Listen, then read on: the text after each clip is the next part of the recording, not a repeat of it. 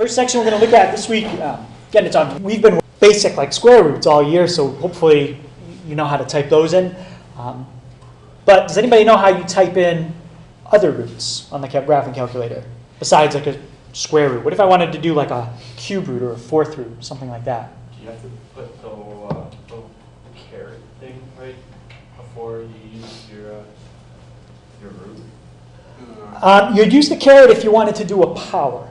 Oh. So this is kind of the opposite of power, is a root. But that's a good guess. Yep. I think it's like 3 math 5. Like if you were to do like a cubic root. A cubic root. Yeah. Okay. So press 3. Yep. Yeah, 3 math and then 5. Yeah, and then the fifth option down. And what that's going to do is whatever number you typed in before you did math 5, that's what it's going to fill in for the index. Right? So if I type in something like the cube root of 8, it's asking what times what is 8. And what would that come out to? 2. Yeah. Okay, if you wanted, there is a special button for cube root. So in the example on the right, to do with a cube root. Now, the one on the left, it doesn't have a number for the index. Does anybody know what the number is or what kind of root that is when you don't write any index? Yeah? The square root? It's a square root. So you could put a 2 there, but it means the same if you don't put a 2. Okay, so n is called the index. And the thing that's under the root, okay, which in this one it's x minus 2. In this one it's x squared minus 1. That's called the radicand. Okay, so the radicand is just the thing that's underneath the root.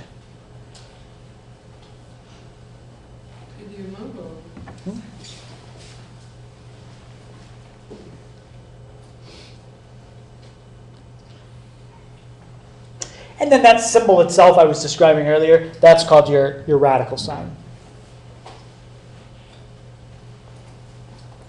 Okay. Now on the calculator, we've been working with basic like square roots all year, so hopefully you know how to type those in. But does anybody know how you type in other roots on the graphing calculator besides like a square root? What if I wanted to do like a cube root or a fourth root, something like that? Do you have to put the caret thing right before you use your root? You'd use the caret if you wanted to do a power. Oh. So this is kind of the opposite of power, is a root. But that's a good guess. Yep. I think it's like 3 math 5. Like if you were to do like a cubic root. A cubic root. Yeah. Okay. So press 3. Yep. Yeah, 3 math and then 5. Yeah, and then the fifth option down. And what that's going to do is whatever number you typed in before you did math 5, that's what it's going to fill in for the index. Right? So if I type in something like the cube root of 8, it's asking what times what is 8. And what would that come out to? 2. Yeah. Okay, if you wanted, there is a special button for cube roots already built in. You can press the fourth option down. But if you want to do anything other than a square root or cube root, there is no button or menu option. Okay, so if you wanted to do like a fifth root, you have to press 5, math, and go to the option with the little x. And now you could do a fifth root. Okay, so any questions on those terms? Okay, what a radical expression is, index, radicand, any of that? Okay. So if you don't have an index, okay, if you just have something like this, they're asking for the square root of 8. Okay, we always assume it's 2. Okay. Now, another way you can write radical expressions, you don't have to use this symbol. You can use exponents instead. Okay, and I'll show you the first one, and I think you'll be able to figure out the pattern for the other ones. So if you wanted to take the square root of something, okay, but you didn't want to write it using the square root symbol, you could raise it to the 1/2 power, and it's exactly the same thing. Okay, let me show you. So here's the square root of 16, which I hit enter, and I should get 4. Now if I take 16 and raise it to the, you could type 1/2 or 0.5, same thing. I also get 4. So raising to the 1/2 power is the same as taking a square root. What's the index on a square root, even though we don't write it? 2. It's a 2. So notice the power, it's basically 1 over the index. Right? So what do you think a cube root would be? Same as raising to what power? Yeah. Okay, so instead of writing something as a cube root, we can raise it to the 1/3 power. And what about if you had a 5th root? That would be the same as the 1/5. So I'm going to take this, okay, x to the 4th, and I'm going to raise it to the 1/5. But this one's a little different, okay, because what we ended up with is we have a power and another power. Does anybody remember the rule, what you do with the 4 and the 1/5? It's kind of like if you had 2 cubed to the 4th. There's a rule to figure that out. Nick? Wouldn't it be 4 over 5? As your exponent? Yeah. Yeah, it would be 4 over 5. And how did you get 4/5 as the exponent? You multiply it. You multiply them. Okay.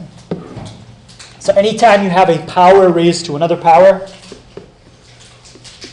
you multiply the powers. Okay. Some people mix that up with this rule. When you're multiplying things with the same base, you don't multiply these numbers together. You just add them. Okay, so just be careful. That's a different rule. We're not really talking about that second one today. Okay, and the reason why you might want to do this on the last one, because I think on the calculator, it's probably easier to type x to the 4/5 rather than trying to take the 5th root of x to the 4th. There's probably a lot more buttons you're going to have to press to type it in this way versus the other way. Okay, so any questions on that? Okay, we're not going to use that idea a ton today, but this is going to come up when we do logarithms on Wednesday.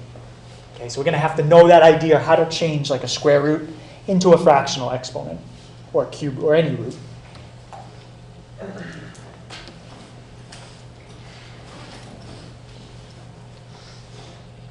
All right, so if they ask you to find what's called the principal root, okay, in like the directions to a problem, what that means is they only want one answer. Okay, so if you're doing like a square root, okay, normally there are 2 answers. If I asked you the square root of 9, 3 times 3 is 9, and what else times itself is also 9? Yeah, -3. But if they ask for the principal root, they only want one answer. And we're going to break it up into 2 cases. If they're asking for an odd root, basically what's going to happen is you're going to solve some kind of equation that's of that form. Okay, so as an example, x cubed equals 27. If I said find the principal root of that equation, okay, you take the cube root of each side. You get x equals the cube root of 27. So basically we're solving something exactly like I just wrote. Okay, so if I say to find the principal root only, when you write the answer to this equation, all I'm looking for is if you type that into the calculator, what's the one answer the calculator gives you? Which in this case would be 3. 3 times 3 times 3 is 27. Now, how about if we have negatives? Can you take a cube root of, let's say I said -8.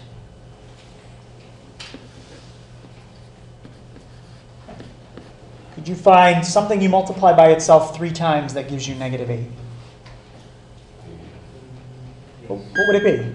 Please excuse the interruption. All right, Luke, so what did you say? What times what is -8? -2. Yeah, -2. Okay, so what I'm showing there is if you want to take a root that's negative, it works fine if you have an odd power, okay, or an odd root. Right? We're going to take a look at that same idea in a second with even roots. Okay, so if you're finding an even root, okay, let's say I ask you for the square root of 25. But I say to only write the principal root. I'm asking for the answer that is not negative. Okay, that's what I want. If I ask for the principal root, do not tell me the negative answer.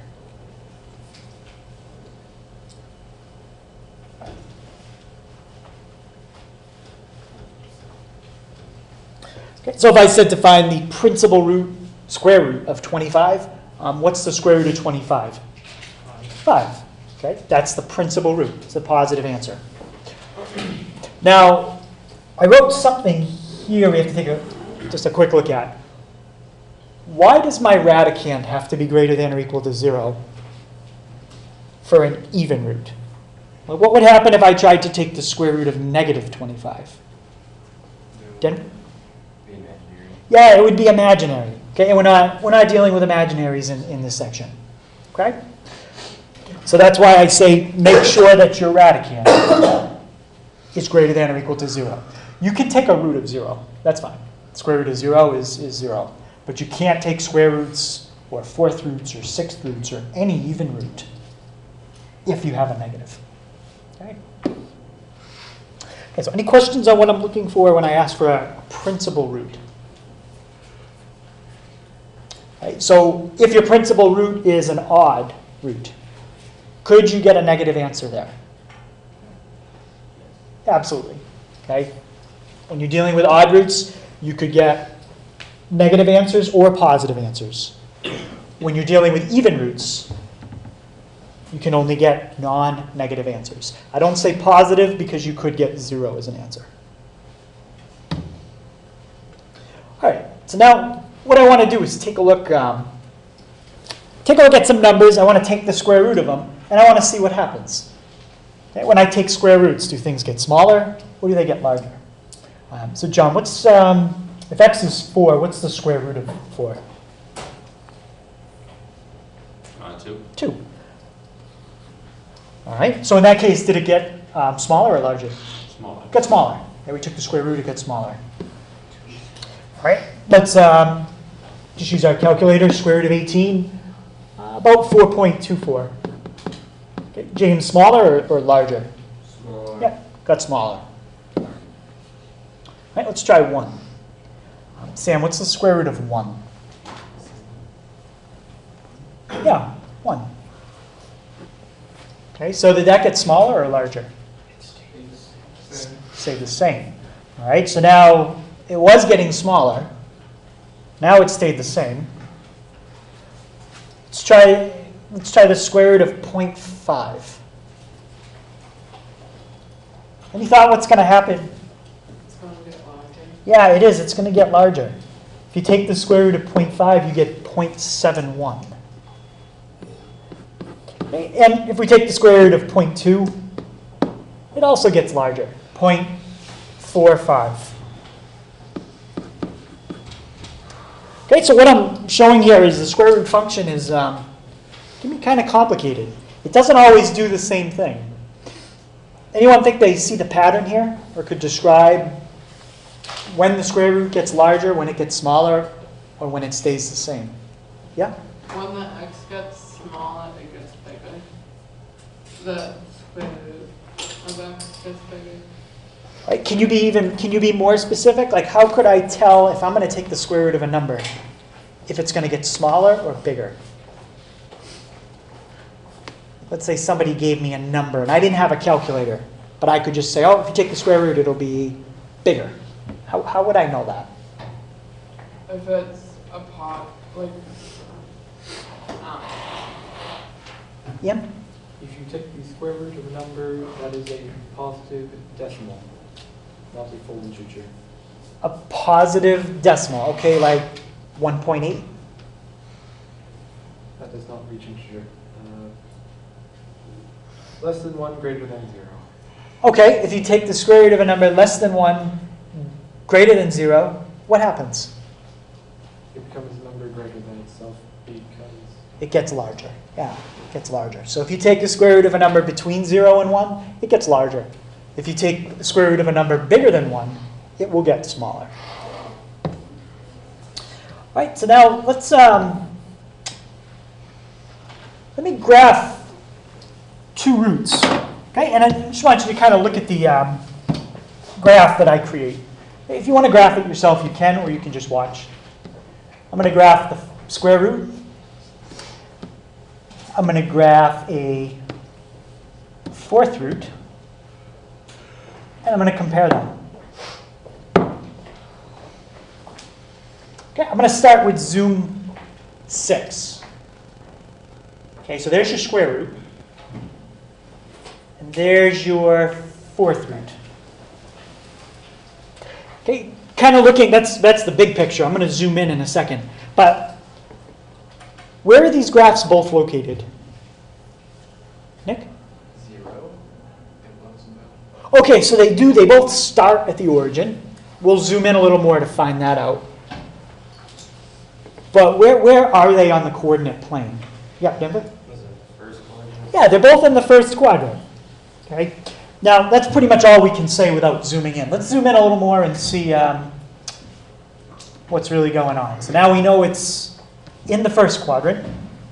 So let's focus on that. Okay, so there's my square root. And there's my fourth root. Okay, I can see something happening because I'm close to the screen. But can anyone else see something that's happening with these two graphs? If not, we might have to just zoom in a little more. Yeah? Looks like the red one gets greater for a second, and then it kind of gets smaller. Yeah, so let's just zoom in on that window right there. So let's set our y max at 3 and our x max at 2. And I think this will really show what's going on.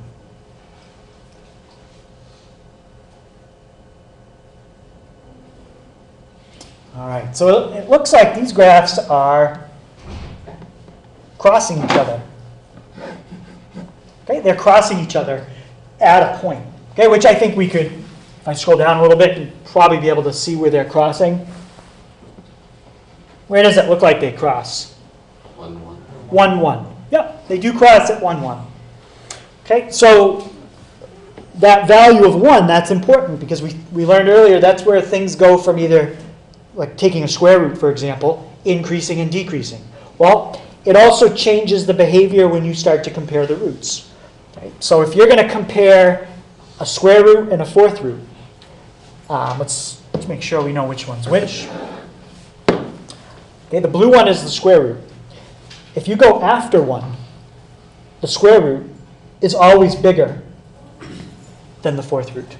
Always. Square roots are always bigger than fourth roots if you're going to compare two numbers that are bigger than 1. If you compare two numbers that are less than 1, that switches. Now the fourth root is bigger than the square root. So if you had a decimal like 0.5, and if you take the square root and the fourth root will be bigger than the square root. And then if you compare them exactly at 1, they're the same. All right, so let's just kind of summarize a little bit of that. So 0, 0, and the point 1, 1 are common to every even root graph. Unless you shift it. Okay, just like any other function, I could take and I could shift these up, down, left, or right. And then that wouldn't be true. But as long as you don't shift it,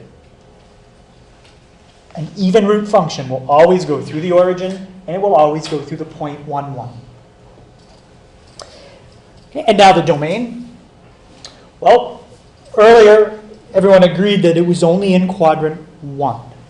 Okay, so if you're looking at your domain and range, quadrant 1 are the values from 0 to infinity on the x-axis, and 0 to infinity on the y-axis.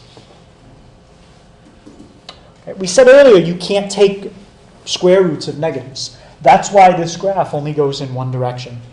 Okay, it'll start, curve, and it looks like it kind of starts to level off, but it never does. Okay, there is no horizontal asymptote.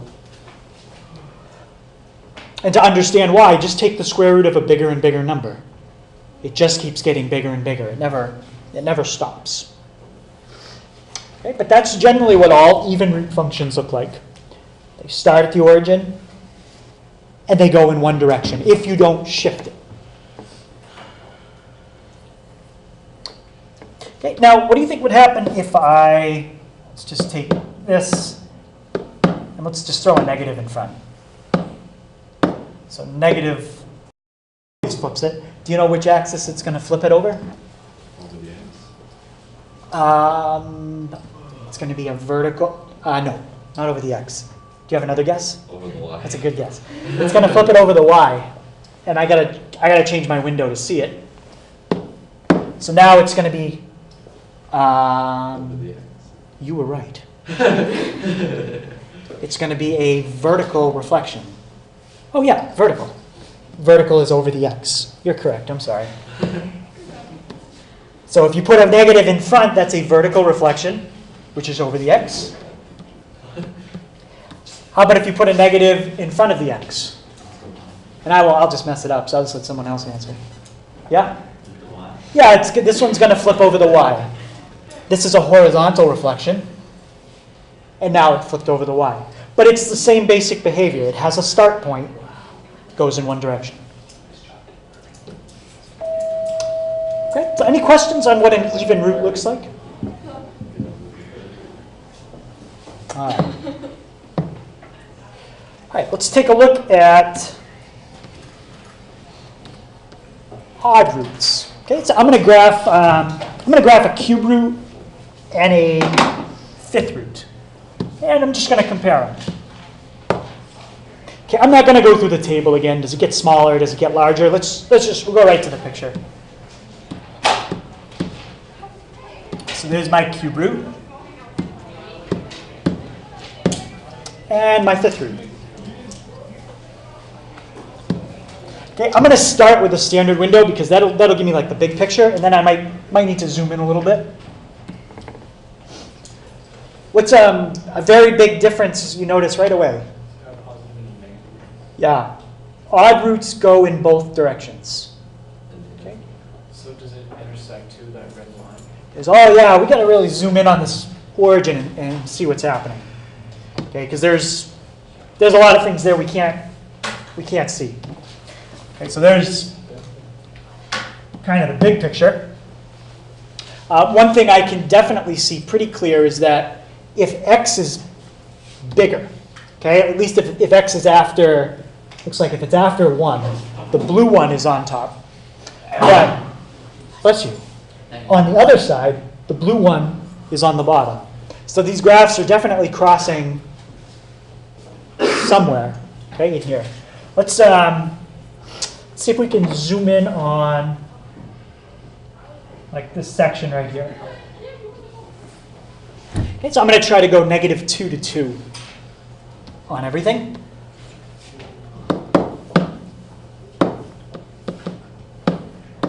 -2 to 2 and graph. Okay, so that's my cube root, and here's my fifth root. All right. I had the same problem before. I don't know why I just can't grab that graph. But we can just look at it. So, anybody see where these graphs are crossing? Twice. 3 times. Yeah, they cross each other 3 times. Yep, -1, -1, +1, +1, and 0, 0. So what's happening in there is the behavior is switching a couple times. Okay, all I'm trying to show you is that odd roots are a little bit more complicated than even roots. Okay, I'm not going to ask you, when would the third root be on top of the fifth root I'd never ask you to do that like with algebra. I might ask you to graph it. And I would say, suppose I take the cube root of 0.6. How would that compare to taking the fifth root? Would it be larger? Would it be smaller? You could just do it on the calculator and see. Take the cube root of whatever I said, take the fifth root, and then compare. All right. So let's look at a couple things with odd roots. Hopefully from the picture you can see the first thing I wrote. All odd roots go through the point -1, -1, 0, 0, and 1, 1. Unless you shift it. Now if you shift it, that's totally different. But if you don't shift it, they'll all go through these points. And the first thing Luke noticed right away, it doesn't just go in one direction. It goes to the left and it goes to the right. It's going to go to the left forever, and it's going to go to the right forever. So when I say a function goes left and right forever, what does that describe? Is that the domain or the range? That's the domain. And the function is also going to go up forever, not very quickly, pretty slowly.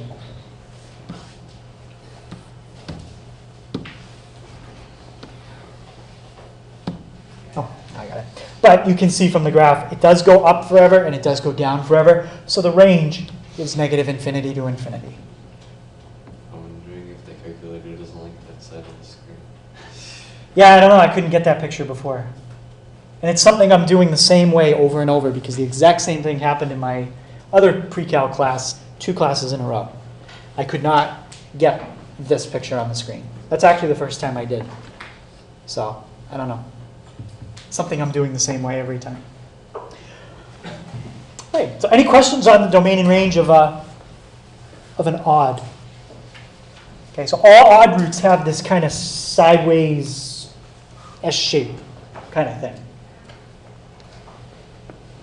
All right, so now we're going to look at transformations. Okay. What's nice about the transformations is they work exactly the same way they've worked on every function we've studied all year. Okay, and if you need me, you know what I can do? I can take what's up above there and I can describe the A, B, C, and D just to make sure you remember which one is which.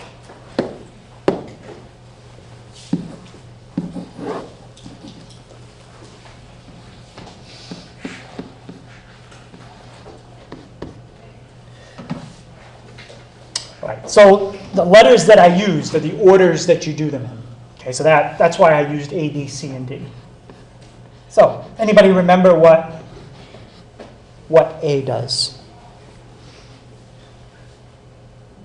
It would be the same thing if you had something like this. I'll just make up something.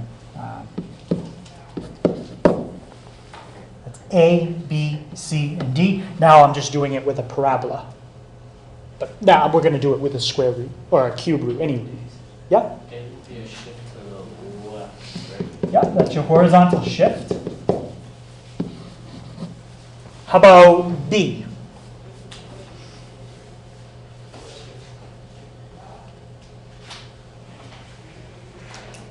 Anyone remember what that one does? Luke? Vertical shift? Oh, that's the stretch, I'm sorry. What kind of stretch? Horizontal or vertical? That would be the vertical stretch. Well, horizontal stretch is in the place. Yeah, anything that's inside the parentheses or if it's under the root, anything inside, that's all your horizontal stuff. So that's horizontal stretch.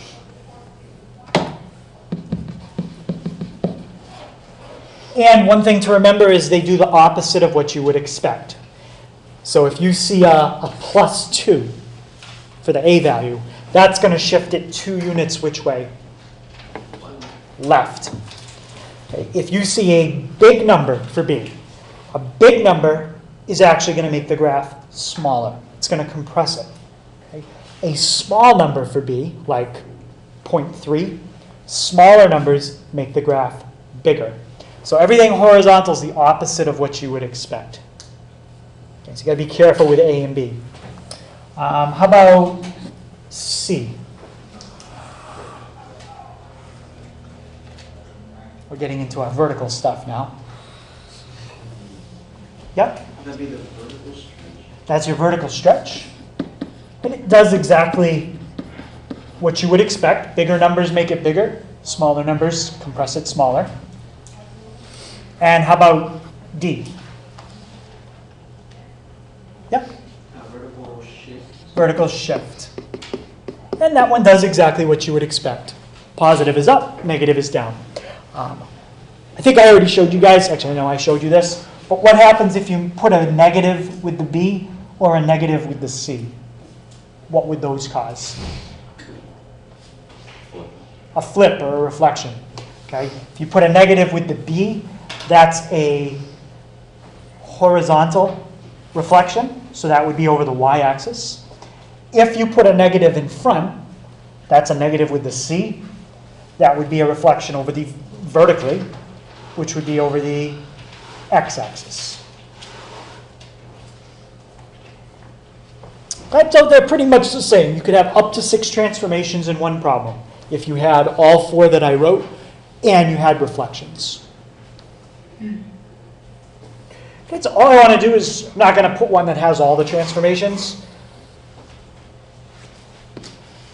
But I just want to know, if I had the graph of square root x, what I would have to do to turn it into square root x minus 2.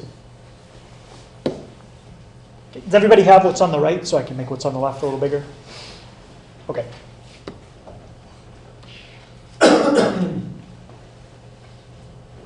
All right, so how would you sketch square root of x minus 2 based on having the square root of x? What would you do with it? Yep. It would be that little shape, right? So it'd be like that bend, but it'd be shifted over to the right 2 places. Yeah. So to sketch the square root of x minus 2, all you'd have to do is shift square root of x right 2 units. All right. Now what if I asked you to sketch square root x plus 3?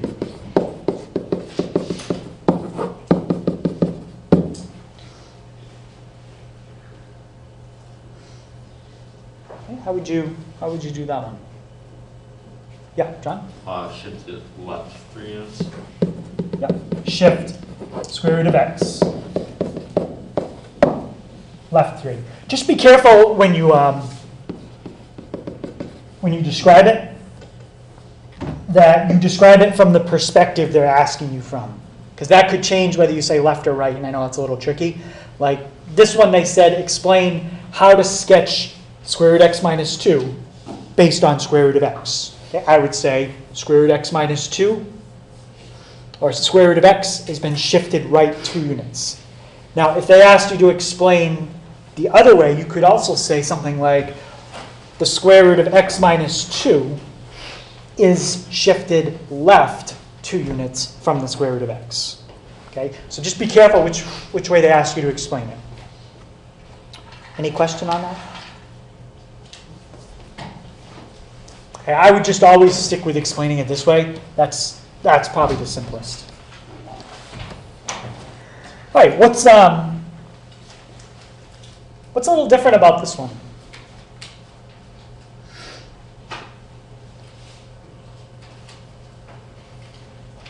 Nick? The 3 is before, but not with the x. Right, it's not in the order that we like it. We like the x first.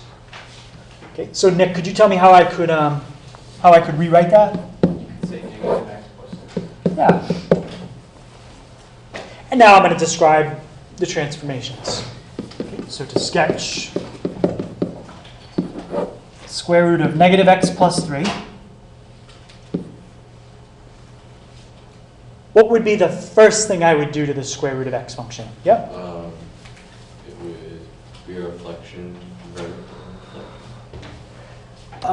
Just be careful because that's going to be the second thing.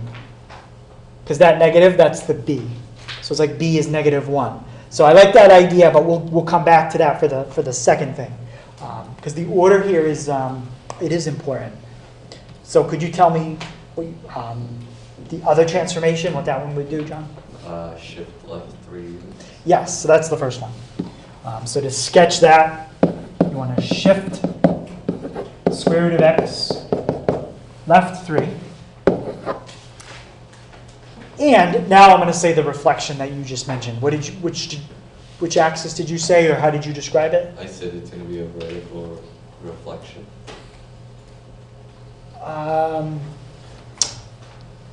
Just be careful, because this is all your horizontal stuff.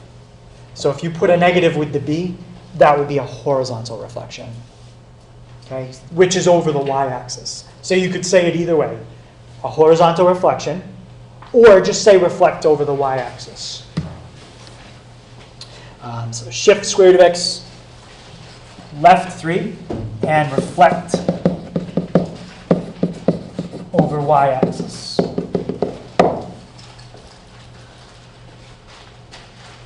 Okay, any questions on that one?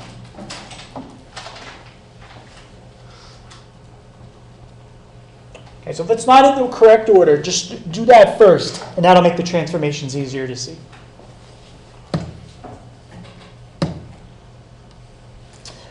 All right, so now let's take a look at sketching. Okay, so to sketch a radical function, you always want to start by finding the point that would have been at the origin. For an even root function, I call that the start point, because even roots start at the origin and they go in one direction. For an odd root, it's not the start point. I call it the center point. Why would I call it the center point for an odd root? What's different about odd roots? Yep? Because it goes infinitely in both directions. Right. Odd roots go in both directions. Okay. So for an odd root, the point at the origin, I call that the center point. If I had a picture of an even root, I call it the start point. Okay. But either way, find where 0, 0 would have been, okay, if we shift it. Well, if you want to find where that point is going to shift to, there's two things you need to find. You need to find the x value and the y value. Okay. To find the x value,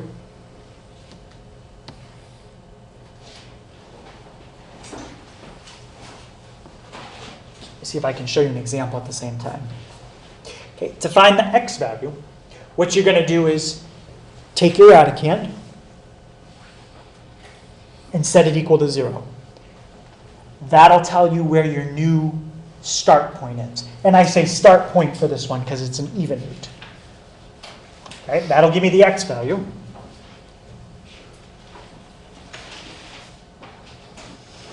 And then once I know the x value, okay, whatever it comes out to, all I have to do is plug it back in, and the formula will tell me the y value. Okay, so set what I just circled equal to 0, solve it. That's your x. Plug it back in, and you'll get your y.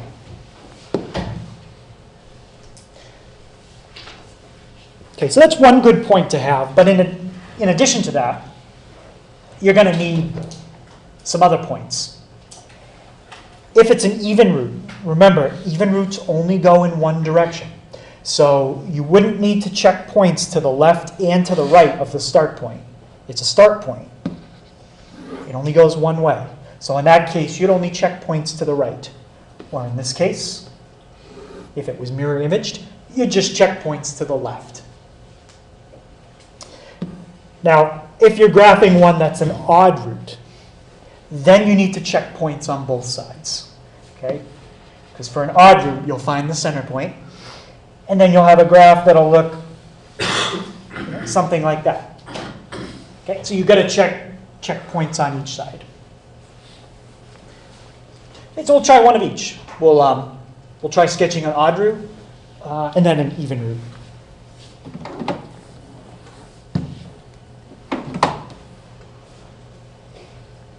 Okay, and this is where the graphing calculator comes in handy, because we can use the table, and that can give us a list of points very, very quickly. Now, as far as the finding transformations, I don't really care about the transformations. Okay, if I wanted the transformations, we already know there's a certain order we'd like to have it in. But in this problem, I just want you to graph it. Okay. All right, so first step. Set your Radicand equal to 0 and solve it. Okay, what are my 2 steps to solve that equation? About Hannah?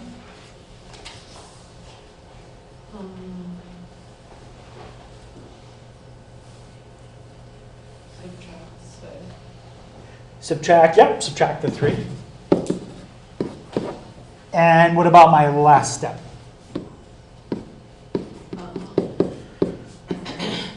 Divide by -2. Yeah, very good. Divide by -2. Okay, so that gives me an x value of 3/2 or 1.5. Now, if I'm going to graph a point, I need more than the x value. I also need the y value. Could you go up for a second? Go up, yep. All right, so now once I have the x value, take 3/2, plug it in for x, and find the y value. Okay. If I plug 3/2 in for x, I already know what all this comes out to, because we just set up our own equation to find that value. What do you get if you plug 3/2 in for x where I just circled? Comes out to 0. Comes out to 0. We found the number that forced that to be 0. Okay? Now, the next part, it's going to go very quick to find y. You really only need to look at one thing. But we'll go through it this time, and then I think you'll see a shortcut. What's the cube root of 0? 0. And what's 0 times 2? 0. Plus 1? 1. So really, once you find the x value, the only thing that matters is what did you add or subtract on the end. That's your shift up and down. Okay, so 3/2, 1. That's a point, and I'm going to put that on the graph. I have graph paper if you need any for homework. There's enough to do 8 graphs on each piece of paper, but I don't even think there's that many. So if you need one, you can take one. All right, so I'm going to graph the point 1.5, 1.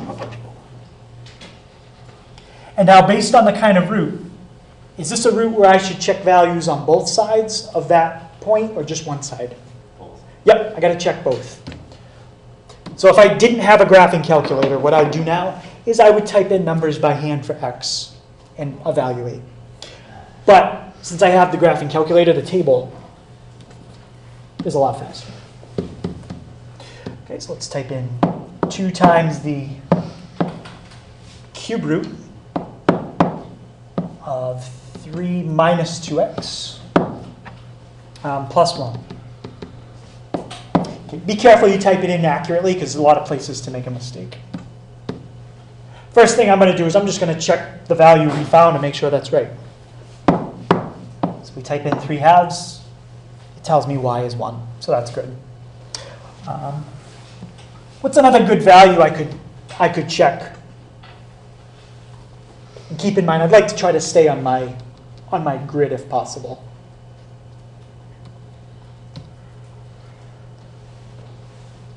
Ian, can you give me another x value?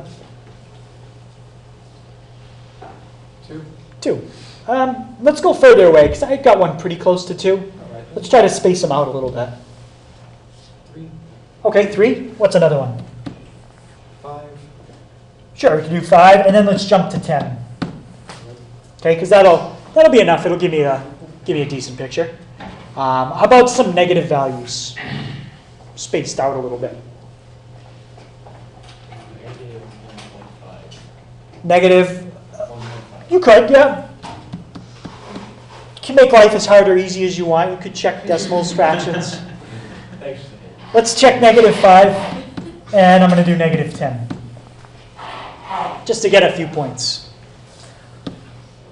All right, so now I'm going to graph that table, and that should give me a pretty good picture. So we got 3, negative 1.8. If I make a mistake, just yell at me. 5, negative 2.8. 5, 2.8, just kind of guessing. Negative, let's see, 10, we're at negative 4.1. 4.1. So I can kind of see a little bit of the curve. And on the other side, negative 1.5, 4.6, 4.6, right about there. Negative 5, 5.7. 1, 2, 3, 4, 5.7. And negative 10, 6.7. 2, 3, 4, 5, 6.7. That's plenty. I can see the curve pretty well. Okay, so just try to sketch that the best you can. Okay, and you can also double check. Let's look at our sketch. Just zoom out if you want to see what I have.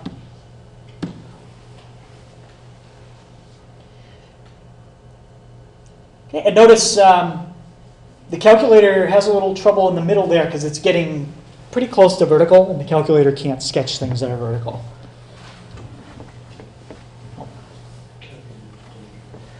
So I guess I'm not going to compare the pictures, but you can see them. Okay, and that's a good sketch. Good enough. Yeah? What equation do you have in that table? I typed in this problem right here. Just typed in the original. Yep. Did you want to see how I typed it in?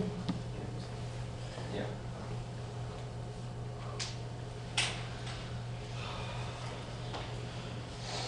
Okay, so that's your odd root. And let's take well, does anyone need me to do the even root? You know what? Let me just find the start point and make sure we know which side we should be checking values on. Because remember, this is a fourth root. Okay, so it's only going to be x's on one side. So we set this equal to 0. Negative 3x equals negative 4. X equals 4/3. And quickly, using our trick from last time, does anybody see what y would be? Negative 2. Yep. That's a point on the graph for 1.3 comma negative 2. Now, I only want to check x values that are either smaller than 4/3 or larger. When you're taking an even root, you want the radicand to be what kind of number?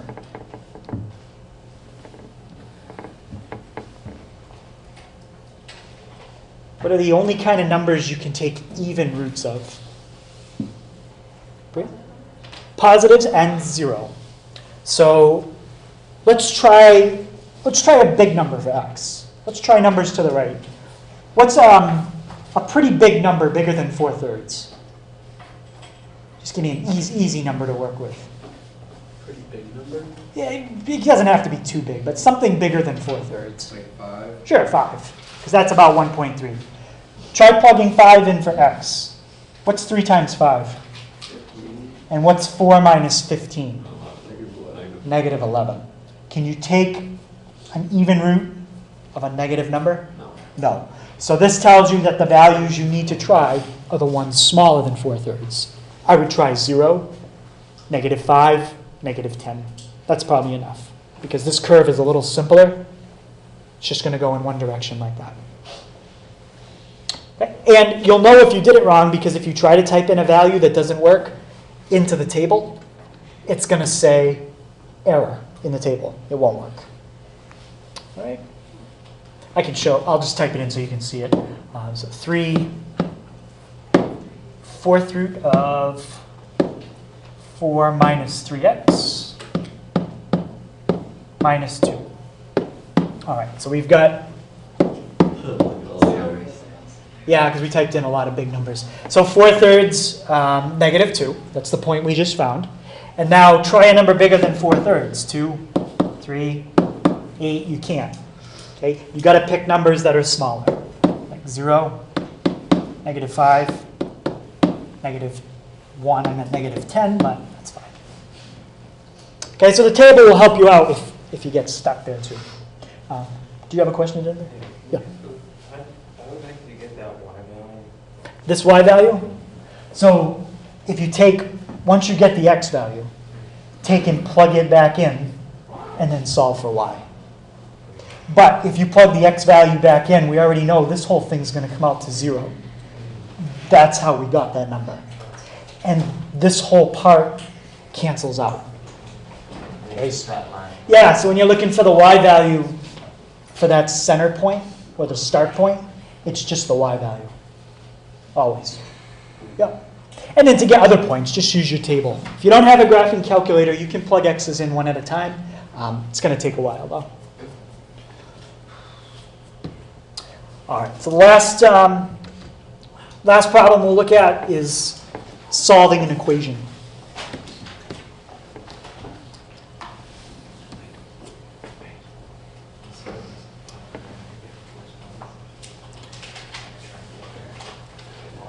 Okay, so the goal when you're solving a radical equation is to get the radical by itself. Okay, that's your first step. Isolate the radical. And then raise each side to the power of the index. So if you see a cube root, to cancel that out, you're going to need to cube. If you see a square root, to cancel that out, you're going to need to square. Okay, and don't copy down example 4. We're gonna skip that one.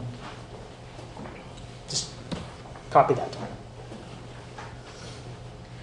Okay, if we were going to do example 4, this one you don't need to isolate the radical because it already is. There's nothing else on the left-hand side except the radical. Now it's not isolated. I've just put something else on the left-hand side besides the radical. Okay? But that is isolated. In the one that we're going to do, the radical is not isolated. There are 2 on the same side. I need one of them by itself. Okay? And that's the example we're going to do. Okay? And that'll be our last one.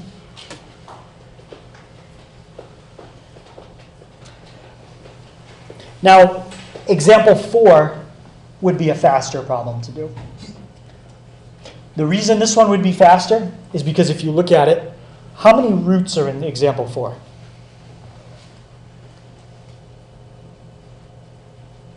Just one. It's the cube root of, and then there's a bunch of stuff. How many roots are in example 5? 2. Okay. So basically, however many roots you have in the problem, that tells you how long it's going to take to do it.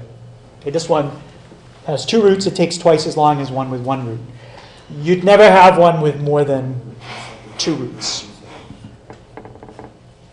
So when I wrote here, sometimes you might need to square each side twice or cube each side twice. This is a problem when you have more than 1 root. You're going to have to do the same set of steps twice. All right, so step 1, isolate the radical. Can somebody tell me something I could move to the other side to try to get one of those roots by itself?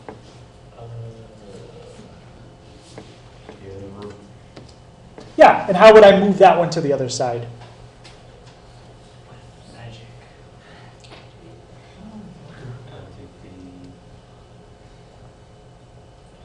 Again, just think about it like this. You know, box minus asterisk equals triangle. How do you move this whole thing to the other side? Just add it. Doesn't matter what it is. It can be as complicated as you want. Just add it. So we're going to get that by itself. And you're going to have 1 plus.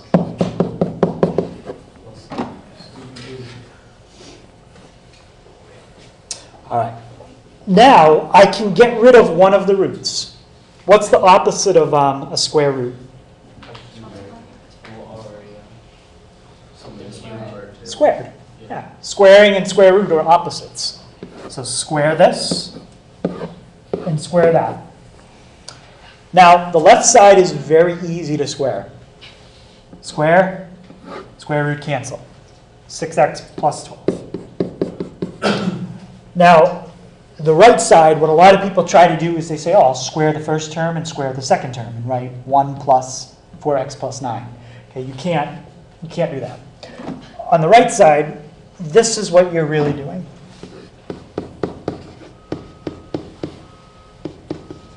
You're squaring 1 plus the square root of 4x plus 9, which means you're multiplying it by itself. Does anybody know the pattern you follow to do something like that? Foil, or some people call it distributive property twice. Right? But once we FOIL it, we're only going to have one root left. Okay, we started with 2, we're going to be down to 1. Okay, so when I FOIL it, what's 1 times 1? 1.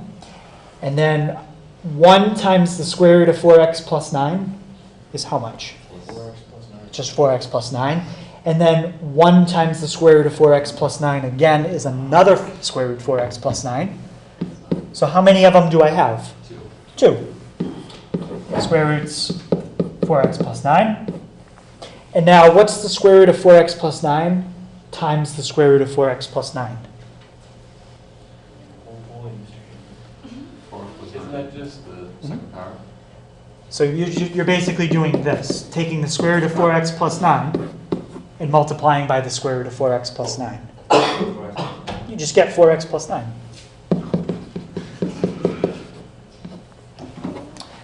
Okay, so now there's a few like terms we can combine together, and then we'll go from there. So now the goal is to get this by itself. Okay, move everything that's not in that dotted box to the other side. What can I combine on the right-hand side first? 1 and 9. Plus 1 and a plus 9 is how much? Plus 10. And if I wanted to put a plus 10, I'm going to move it on the other side. What would I do? So yeah, I'm going to minus 10 from the right. It's going to cancel that and that. What else could I move to the left? Yep, and how would I move a positive 4x? Minus and minus. Okay, let me write what I have left at this point. What's 6x minus 4x? 2x. And 12 minus 10? And everything else except the 2 and the square root 4x plus 9 is gone. I have one step left to get the root by itself. Yeah, divide everything by 2. That's gone, and that's gone. That works like beautiful. It's beautiful. So on the left I have x. What's 2 divided by 2? 1. And I just said that's gone. And now we're left with an equation that just has one root. And I'm going to do the same thing again. How do I get rid of this root? Square it. But now what I'm squaring is so much simpler than what I had before. What happens when you square and square root? Those cancel. And now what's x plus 1 times x plus 1? X squared plus 2x plus 2. Now you don't have any roots left. What kind of equation do you have? Quadratic. It's a quadratic. Yeah, so get it equal to 0. So it's x squared. Let's do minus 2x minus 7 equals 0. Okay, any questions on that?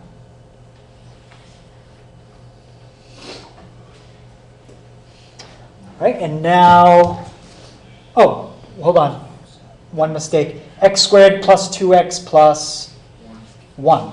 I think someone might have said 2, or maybe I wrote 2. That's going to change that a little bit. What's 1 minus 9? And that's actually going to be a lot better, because before, if it was a 7, it wouldn't solve nicely. This factors. Two numbers that multiply to give me 8 and subtract to give me 2. 4 and 2. So I need a 4 and a 2. And one of them needs to be positive and one of them negative.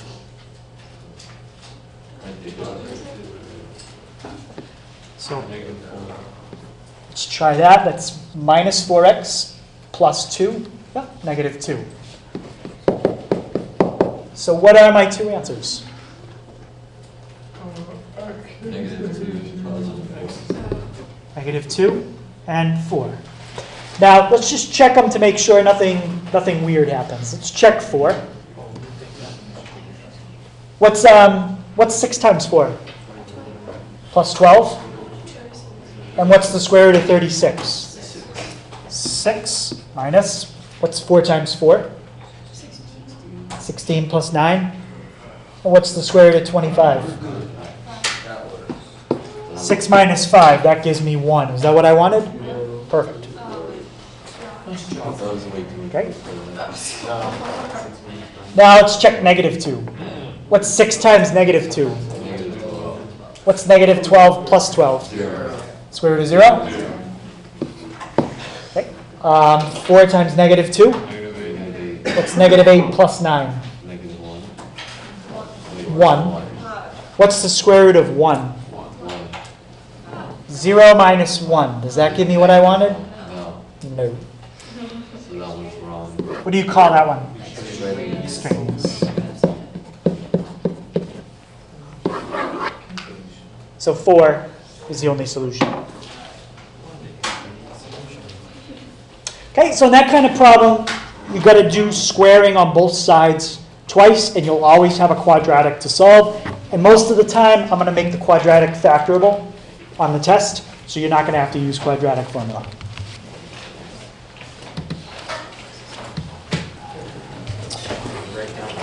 All right, so the homework is on 255. And it's 5, 6, 12, 14, 20 to 22, and 28 and 31.